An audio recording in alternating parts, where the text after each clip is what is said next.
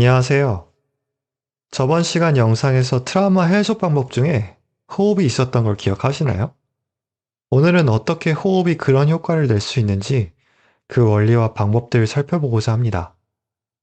우선은 자신이 어떤 호흡을 하고 있는지 아는 것이 필요해요. 어느 쪽 손이든 상관없이 한쪽 손을 가슴에, 그리고 다른 쪽 손을 복부에 갖다 대세요. 또 손을 대었다고 다르게 호흡을 하시는 경우가 많은데 자신에게 가장 편한 호흡을 몇 초간 유지해 보세요. 가슴이 부풀어 오르거나 배가 부풀어 올랐을 겁니다. 가슴이 움직이는 것을 우리는 흉식호흡이라 부르고 배가 부풀어 오르는 것을 복식호흡이라고 합니다. 또는 횡격막 호흡이라고 부르기도 하는데 저는 용어는 그렇게 중요하지 않다고 생각해요. 복식호흡은 횡격막 호흡을 회복하기 위한 도구로 사용되는 것이고 결국 복부가 움직이는 것은 횡격막이 움직이는 것이거든요. 이 영상에서는 편의상 횡격막 호흡이라고 하겠습니다. 호흡을 통하여 몸을 회복한다는 것은 흉식 호흡이 아닌 횡격막 호흡을 한다는 의미예요. 흉식 호흡과 횡격막 호흡의 차이는 예상하셨듯이 횡격막의 움직임에 있습니다. 횡격막은 사실 우리가 살면서 잘 인지를 하고 있진 않아요. 하지만 흉곽과 복강을 분리하고 호흡근이라 불리우는 이 근육은 사실 엄청 중요한 역할을 하고 있습니다. 자율신경 관련 영상에서 미주신경은 우리 몸의 레스트 모드를 담당한다고 말씀드렸었어요. 그 이유는 미주신경이 자극되면 부교감신경이 활성화되기 때문에 뇌에서는 이제 쉬어도 되는 상황이라고 인지하기 때문이죠. 그러한 미주신경을 직접적으로 자극하는 것이 횡격막의 움직임입니다. 미주신경이 횡격막을 관통하고 있기 때문에 횡격막이 움직이면 횡격막뿐 아니라 복강 내 자안기들과 연결된 미주신경 분지들까지 자극을 하는 것이죠. 즉, 횡격막만 움직였을 뿐인데 더 많은 자안기에 영향을 미친다는 것이에요.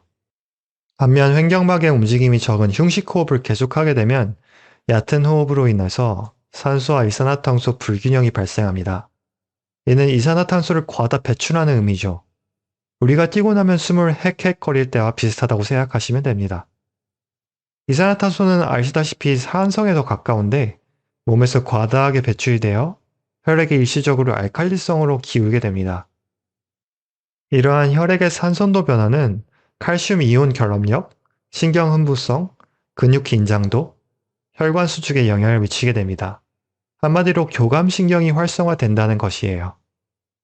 우리 몸은 얕은 호흡을 계속하면 결국 스트레스와 위험 상황으로 뇌가 인지해서 그에 맞는 반응을 하는 것이라고 생각하시면 돼요. 이러한 생리적 원인 외에도 흉식 호흡을 하다 보면 경추, 흉추 부위에 압박을 줘서 교감신경절을 직접 자극하기도 합니다. 호흡 인식의 중요성. 자, 여기까지 보시고 그냥 그렇구나 하고 뒤로 가기를 누르시려 했죠? 잠깐만요. 호흡이 이렇게까지 효과가 있는데 가장 하기 힘든 이유는 자신이 어떻게 평소에 호흡을 하고 있는지 볼 수가 없다는 사실 때문이에요. 자신은 횡격막 호흡을 한다고 생각하는데 사실은 흉식 호흡을 하고 있다거나 그런 식이죠. 호흡을 의식하고 항상 하진 않죠.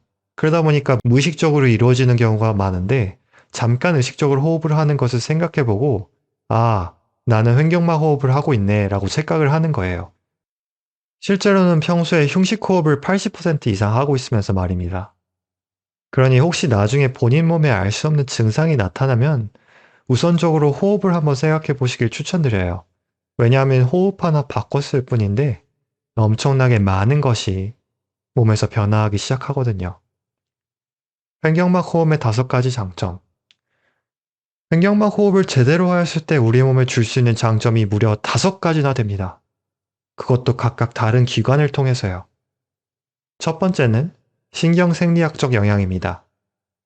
미주신경 자극을 통해서 부교감신경이 활성화되면 심박수 안정, 혈압 조절, 소화기능 개선, 면역반응 조절이 일어납니다. 두 번째는 내장 기관계의 영향입니다. 복강 내 압력이 변화하면서 내장 기관을 마사지하는 효과가 일어나요. 이는 혈액순환, 림프순환, 소화운동을 촉진합니다. 세 번째는 스트레스 반응 조절인데요. 몸이 안전하다고 판단하여서 스트레스 호르몬인 코르티솔의 분비를 조절하고 불안감을 감소시켜서 이완 반응을 더 유도하죠. 네 번째는 감정 조절입니다. 장뇌축이라는 것이 있어요. 뇌와 장 사이의 양방향 통로인데 뇌와 척추로 구성된 중추신경계가 장과 직접 소통하는 창구라고 생각하시면 돼요. 이 통로가 원활하게 소통이 될수록 감정이 안정되는 효과를 보이는데 이는 장내 미생물의 변화가 있기 때문입니다. 우리가 스트레스를 받으면 단 것 혹은 자극적인 것을 먹고 싶은 것은 뇌에서 그런 미생물들을 더 크게 만들겠다는 작용이 일어난 화학적 작용이라고 생각하시면 돼요. 이 축이 조절이 되면 안정이 되었다고 판단되어서 감정도 안정되고 행복 호르몬이라 불리는 세로토닌 생성에도 많은 영향을 줍니다. 다섯 번째는 에너지 효율성입니다. 호흡의 기본 원리는 산소 교환이죠. 따라서 산소 교환이 잘 이루어짐은 효율적인 에너지 소비를 의미합니다. 스트레스가 없으니 더 끌어서 뭔가를 해야 하는 것도 없고 일부러 쉬어야 하는 상황이 없기 때문이죠. 전문적인 용어로는 ATP, 아데노신 3인산 생성이 증가되었다고 표현하는데 이는 세포에서 다양한 생명 활동을 하기 위해 공급하는 에너지원의 생성을 의미합니다. 환경막 호흡이나 복식 호흡을 찾아보면 정말 많은 호흡법들이 있어요. 그런데 보다 보면 과호흡을 하거나 중간에 숨을 멈추라고 하는 호흡들이 있어요. 원리는 모두 동일하다고 생각합니다. 산소, 이산화탄소 균형을 조절하는 것이죠. 운동처럼 잠시 고강도의 자극을 줘서 호흡 근육의 움직임을 조절하거나 자율신경계 균형을 맞추는 것이에요. 이 영상에서는 횡격막 호흡과 가장 유사한 coherent breathing, 과호흡이나 숨을 참는 방법을 사용하는 윈호프 호흡법, 그리고 윈호프 호흡법과 비슷한 부트코 호흡법을 소개하고 비포와 애프터의 에너지 스캐너와 심장박동 변화를 보여드리려고 합니다. 제 개인의 결과지만 어떤 식으로 체크하면 좋을지 감이 오실 거예요. 우선 측정 방식은 저번 TRE 영상처럼 비포와 애프터 사진을 에너지 스캐너로 찍을 거예요. 하지만 이번엔 심장박동 변화도 같이 측정했어요. 심장박동 변화의 비포를 찍지는 않았지만 숨을 참는 기법들이 심장박동에 어떤 영향을 주는지 더 자세히 보여드릴 수 있을 것 같았거든요. 호흡법들. 이제 호흡 방법들에 대해서 구체적으로 소개를 해드리도록 하겠습니다. 첫 번째는 coherent breathing입니다. 들이쉬는 숨과 내쉬는 숨의 길이를 같게 만드는 호흡법인데 저는 들숨 7초, 날숨 7초로 했어요. 여기 간단한 측정 방법 및 호흡의 효과를 요약해 두었습니다. 제가 사용하는 심장박동 측정 프로그램에 페이서가 있는데 저는 이 페이서가 14초에 있을 때 제일 편했습니다. 화면을 보시면 심장박동이 페이스와 비슷하게 흘러가는 게 보이시죠? 페이서는 호흡과 심장박동을 일치시키는 걸 도와주는 역할을 하는데 자신의 호흡으로 균일하게 심장박동을 변화시키는 게 횡격막 호흡의 목표라고 보시면 돼요. Average Smoothness는 숨을 얼마나 부드럽게 쉬었는지를 보여주는데 숨을 참는 기법들은 이 수치가 당연히 낮을 것이라고 예상하시면 됩니다. 두 번째는 윈호프 호흡법입니다. 이건 과호흡과 숨참기를 활용한 호흡법이라 생각하시면 되는데 30회 숨을 깊게 들이마시고 내쉰 다음 1분에서 1분 30초 동안 숨을 참아요. 그리고 숨을 한번 깊게 마시고 15초 동안 다시 숨을 참는 방법이죠. 심장박동이 불규칙하고 최대 수치가 100을 넘고 최저 수치가 70까지 내려가는 걸 볼 수 있어요. 숨을 갑자기 참으면 심장박동이 솟구치고 들이마시면 급격히 안정되는 패턴도 볼 수 있습니다. 고강도 운동이랑 같은 원리라고 보시면 될 것 같습니다. 세 번째, 부트코 호흡법. 윈호프와 비슷하지만 과호흡이 없어요. 일반적인 호흡과 숨참기로 이산화탄소 수준을 안정적으로 조절한다고 보시면 됩니다. 여기도 숨을 참으면서 심장박동수가 올라가고 내쉬면서 안정되는 패턴을 보여요. 결과 에너지 스캐너로 확인한 결과입니다. 윈호프 호흡법 전체 결과는 이렇습니다. 평상시 상태도 나쁘지 않아서 비교를 할 수가 있을까 하였는데 윈호프 측정 마지막 결과를 보니 적정 수준으로 안정을 시켜주는 듯 하네요. 전에도 말했듯이 균형이 제일 중요하고 에너지는 대체적으로 70점 이상이면 괜찮다고 해석합니다. 상황마다 다르거든요. 다음은 부트코 호흡. 호흡 전 상태가 에너지가 조금 내려간 상태여서 비교하기가 아주 좋은 상태였어요. 부트코 호흡 측정 전 점수는 72점이고 약간은 균형이 깨졌죠. 그런데 부트코 호흡 후 마지막 측정 결과를 보니 103점으로 아주 좋습니다. 균형도 맞고요. 마지막으로 coherent breathing. 호흡 전에 65점이었고 균형은 그래도 그럭저럭 맞네요. 마지막 호흡 점수 또한 95점으로 아주 좋습니다. 뭐야? 그럼 다 좋게 나온 거라 비교하기가 힘들잖아. 라고 생각하실 텐데 여기 중요한 차이가 하나 있습니다. 제가 모든 호흡을 11분씩 하였는데 여기 11분씩 호흡이 끝난 뒤 직후에 측정한 결과들이 있어요. 숨을 참는 방법들은 110점이 넘어서 어떻게 보면 항진 상태와 비슷하게 된 것이에요. 항진은 에너지가 과잉으로 활성화된 상태로 어떻게 보면 몸이 긴장한 상태랑 비슷하다고 볼 수 있습니다.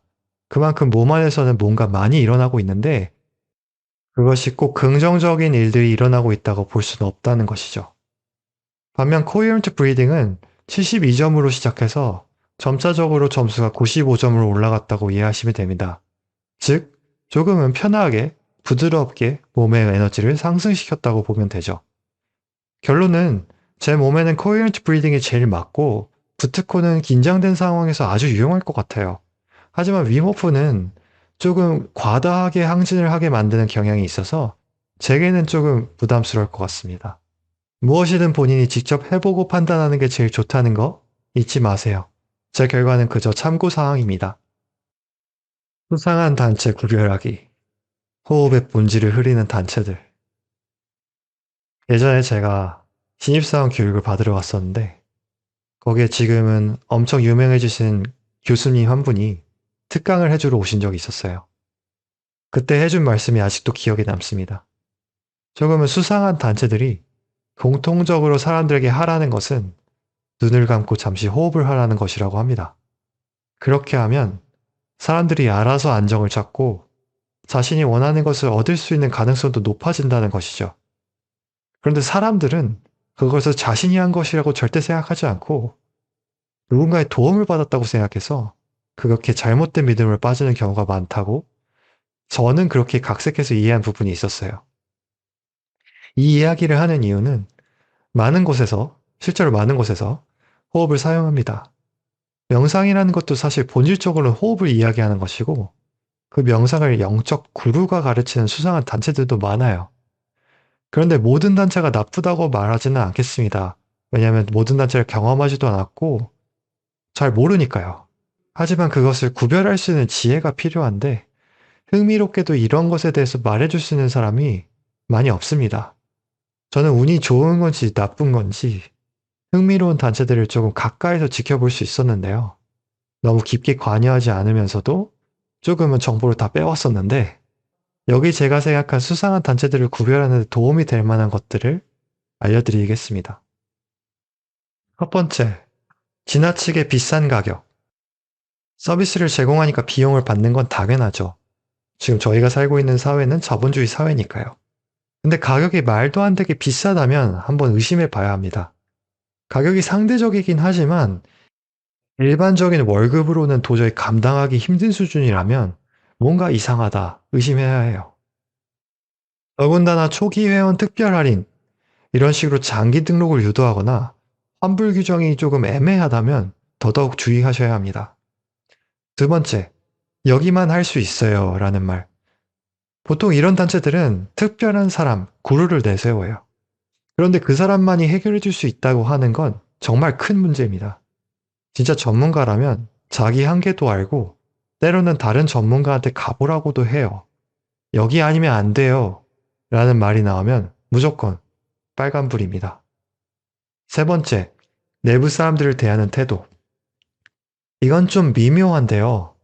회원이나 손님 앞에서는 엄청 친절한데 직원들끼리는 완전 딴판인 경우가 많습니다. 거기서 일하시는 분들을 보면 일은 엄청 하는데 제대로 된 경제적 대우는 못 받고 왜 그렇게까지 일하세요? 라고 물으면 돈보다 더 큰 가치를 위해서요. 라면서 자신을 희생하는 것을 보았습니다. 건강하지 않습니다. 순수한 마음을 이용한 가스라이팅이 아닐까 생각하게 했어요. 네 번째, 정체불명의 전문성. 갑자기 어디서 나타난지도 모르겠고, 어떤 자격이나 경력이 있는지도 불분명한 경우가 있어요. 근데 사실 호흡을 한다는 게 어떤 전문성이 있을 수는 없을 수도 있습니다. 하지만 그게 그분들의 유일한 수입원이라면 주의해야 합니다. 왜냐하면 다른 능력이 없으니까 어떻게든 이걸로만 돈을 벌어야 되는 상황이거든요. 진짜 그런 능력이 있더라도 그 능력이 지금도 있는지 확인이 불가능한데 본인은 불가항력적으로 살아남기 위해 거짓말을 할 수 있는 상황이 만들어졌을 수도 있는 거니까요. 다섯 번째, 모순적인 말 혹은 행동. 특별하다는 분들이 하는 말이나 행동을 잘 살펴보세요. 대부분 자세히 보면 말하는 것과 행동하는 게 다릅니다. 예를 들어 볼게요. 결혼을 한 번도 안 해본 사람이 결혼 생활에 대해서 조언을 한다거나 돈을 제대로 벌어본 적도 없는 사람이 돈 버는 방법을 알려준다고 하죠. 그러다가 누가 그 부분을 지적하면 겪지 않아도 알 수 있어요. 혹은 심하면 전생에서 경험해 봤다는 식으로 말을 하는데 그런 식으로 치면 자신이 본 영화나 소설 또한 경험이 되는 겁니다. 하지만 소설과 현실은 다르죠. 실제로 그 상황에 있어 보지 않으면 그 사람이 정확히 어떤 상황인지 모르는 게 당연합니다. 비슷한 경험이 있다고 하더라도 사람마다 처한 환경이나 마음 선택이 다 다르니까 절대 똑같을 수가 없어요. 오히려 그 사람의 상황을 잘 모르면서 해결해 주겠다고 나서는 게 더 큰 문제를 만들 수도 있습니다. 이게 바로 모순이에요. 실제로 능력이 있어서가 아니라 오히려 능력이 부족하기 때문에 자신이 해결하지도 못할 문제를 해결해 준다고 말을 하는 거죠. 이 리스트는 그냥 참고사항입니다. 제 개인적인 경험에 의존할기에 어떠한 절대적 지침이 될 수는 없어요. 하지만 항상 중요한 것은 어떤 정보를 받아들이는 사람의 마음이라고 생각합니다.